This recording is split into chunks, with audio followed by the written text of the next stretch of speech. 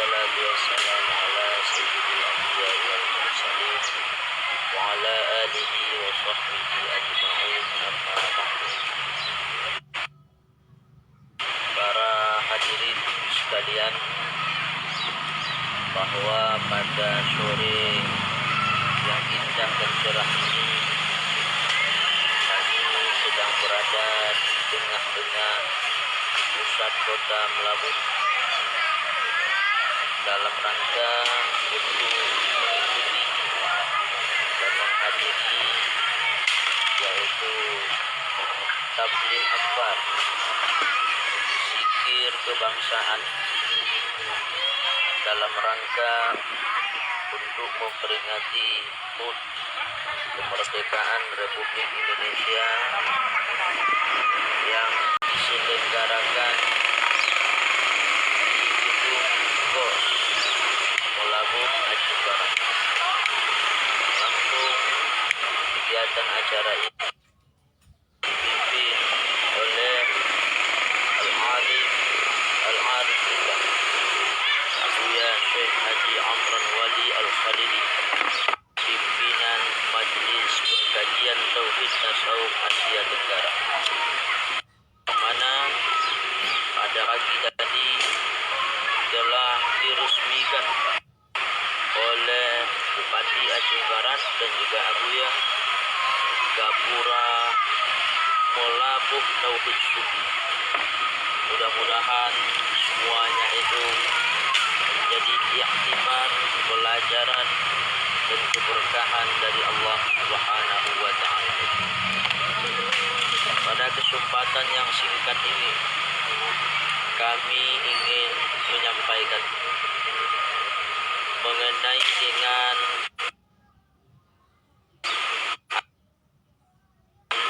tauhid tasawuf. Benarnya yang diajarkan di dalam ajaran tauhid tasawuf tersebut. Yang pertama adalah bagaimana supaya kita dapat beriman kepada Allah Subhanahu wa Ta'ala sesuai dengan akidah Ahlus Sunnah wal Jamaah yang digagas, yang dipelopori oleh Abu Hasan Al-Asy'ari dan Abu Mansur Al-Maturidi. Dan yang kedua adalah bagaimana supaya kita dapat mengamalkan hukum-hukum syarak yang baik sesuai dengan ilmu, supaya kita dapat melakukan apa yang diperintahkan oleh Allah, menjauhkan apa yang dilarang oleh Allah, kita melakukan yang halal, meninggalkan yang haram, dan melakukan mengerjakan kewajiban-kewajiban kita, baik menyangkut dengan ibadah ataupun menyangkut dengan muamalah. Yang kedua, yang ketiga, yaitu supaya kita dapat berakhlak yang mulia, agar diri kita dapat terhias dengan akhlak-akhlak yang terpuji, akhlak-akhlak yang baik, supaya diri kita dapat lekang terhindar daripada akhlak-akhlak yang tercela. Tidak ada kesombongan, tidak ada kedengkian, tidak ada kebencian, tumbuh rasa kasih sayang, merasa diri kita tidak lebih baik daripada siapapun, agar kita dapat menjalin akhlak yang mulia, hubungan baik kita berakhlak dengan Allah, berakhlak dengan Rasul, berakhlak dengan sesama manusia, berakhlak dengan guru, berakhlak dengan orang tua, dan berakhlak dengan siapapun. Kemudian di antara yang diajarkan di dalam tauhid tasawuf yang lain adalah bagaimana supaya kita dapat bertarekat dengan makna menyangkutkan hati. kepada Allah Subhanahu wa taala, agar hati kita senantiasa berkemauan untuk hudur di hadapan Allah. Terlihat di dalam batin kita kasih sayang, kebesaran, kemuliaan, dan segala kesempurnaan Allah Subhanahu wa taala. Karena tarekat itu mengajarkan kepada kita bagaimana supaya hati kita hudur senantiasa di hadapan Allah Subhanahu wa taala. Baik ketika di dalam ibadah, di luar ibadah, dimanapun, kapanpun, dalam keadaan bagaimanapun, senantiasa hati kita hudur di hadapan Allah. Oleh karena itulah kita dianjurkan untuk berzikir, sebagaimana di dalam kitab Jauhar Maknun disebutkan, az-zikru miftahun libabil hadrah, bahwa zikir itu adalah anak kunci pintu hadrah. Bagaimana supaya hudur hati kita kepada Allah dengan kita banyak-banyak berzikir. Apalagi kita telah dianjurkan untuk berzikir oleh Allah dan Rasul dalam Al-Quran, ya ayyuhalladzina amanu dzkurullaha dzikran katsira afdalu ma qultu ana wan nabiyyuna min qabli la ilaha illallah. Oleh karena itu, inilah sebagai dasar kenapa Abuya Syekh Haji Amran Wali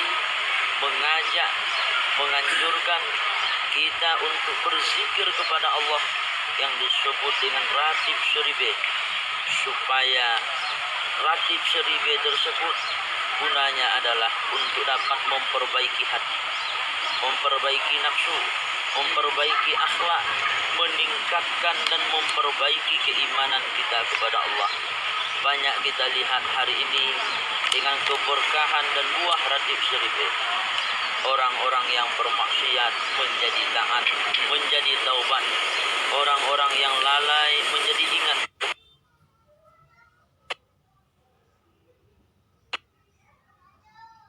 Jauh dari Allah, semakin dekat dengan Allah. Orang-orang yang selama ini lidahnya tidak pernah basah dengan zikir, hari ini mereka bersifat dapat menyaksikan Allah, sehingga kita tidak terlihat kepada selain Allah. Karena kenapa? Karena selain Allah itu tidak dapat memberi bekas perbuatannya. Selain Allah itu tidak dapat menentukan sifatnya. Selain Allah itu tidak berdiri dengan sendiri wujudnya. Semuanya itu adalah dari Allah Subhanahu wa taala. Sehingga dengan hakikat ini akan hilanglah wujud diri, akan hilanglah keakuan, akan hilanglah kesombongan, akan hilanglah ananiah. Kita merasa diri kita hebat, diri kita alim, diri kita kaya, diri kita berkuasa, diri kita baik, diri kita banyak ibadah, dan lain sebagainya. Karena penyakit wujud diri ini, sebagaimana disebutkan oleh ulama-ulama tasawuf, wujuduka dzambun laka, wujudmu adalah dosa bagimu. Keakuan inilah sifat atau penyakit yang iblis laknatillah diusir oleh Allah dari surga, dijauhkan oleh Allah daripada rahmat Allah, dan Allah murka kepadanya karena ada sifat wujud diri, keakuan kepada dirinya, merasa dirinya lebih baik daripada orang lain, dan merasa dirinya bahwa dia lebih daripada Nabiullah Adam alaihi salam. Para hadirin yang dirahmati Allah, maka hakikat ini perlu kita belajar dan perlu kita capai, karena dengan hakikat itu akan memperkuat akidah kita, memperkuat syariat kita, memperkuat akhlak kita, memperkuat keimanan kita. Dan juga dengan adanya hakikat, maka terakhir akan membuahkan ma'rifat ketauhidan yang benar. Hanya Allah di dalam batin kita, tidak selainnya. Para hadirin yang dirahmati Allah, maka inilah apa yang dikatakan oleh baginda Nabi, asy-syari'atu aqwali. Syariat itu adalah ucapan. At-tariqatu a'mali. Tarekat itu adalah pengamalan. Al-haqiqatu ahwali. Hakikat itu adalah kelakuan hatiku. Al-ma'rifatu ra'sumali. Ma'rifat itu adalah modal hidupku. Maka inilah dinul Islam, inilah agama Islam yang kafah, yaitu orang yang dapat mengamalkan iman, Islam dan ihsan, orang yang dapat mengamalkan syariat, tarekat, hakikat dan makrifat dengan baik. Mudah-mudahan dengan adanya majelis pengkajian tauhid tasawuf ini dapat membawa keberkahan di mana kita berada. Tidak ada lagi kebencian dan saling menjelekkan, tuduh menuduh, fitnah memfitnah antara sesama kita.